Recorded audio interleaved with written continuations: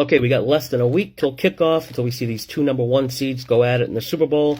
No shortage of opinions out there on who's going to win. As it looks now, Philly is getting most of the betting action at roughly 60%. Expect that to continue with how impressive they've looked the last two games. But while everyone's trying to figure out who's going to win the game, I'm going to take a different approach, which I'll explain. But before that, I guess I should quickly talk about the actual matchup. What's tricky for me when deciding who's going to win this game has a lot to do with this Eagles team, because when you evaluate teams, you typically want a big sample size, like the complete season numbers is what you want to trust and look at when measuring a team's ability. But for the Eagles, they had periods during the season where the team they had out on the field is nothing like the team we've seen these last two playoff games. Problem is, when I take the full season numbers for both teams, I have KC slightly better, but I'm not sure those numbers accurately reflect this current Philly team.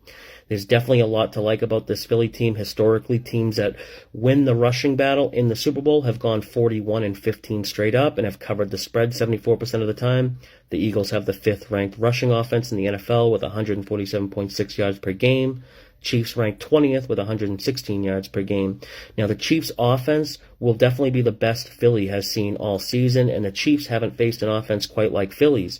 Now we get both these teams' offenses with 2 weeks to prepare and playing indoors on a fast surface. I actually think both offenses are better than they have shown this season, if that's even possible. There's been a lot of games played by both teams outdoors in bad weather, either cold or wind.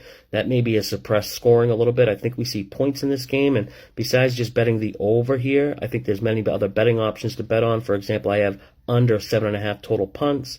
I have a score in first 6 minutes of the game, and depending on how you think the game will be played out, there's many different betting options that you can bet that correlate to whatever type of game you think you'll see, rather than just deciding who's going to win the game, which might be tougher to predict.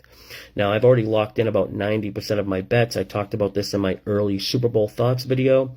If you're betting overs, you don't want to wait, because come the weekend before the Super Bowl, when most casual bettors get involved and start betting, they're going to be betting overs, which will more than likely drive the lines up. So you want to get ahead of that. On the flip side, if you like unders, you might want to wait close to kickoff and get the best possible number. Every point or half yard on props could be the difference between a win and a loss. So in summary here, we want to correlate your bets.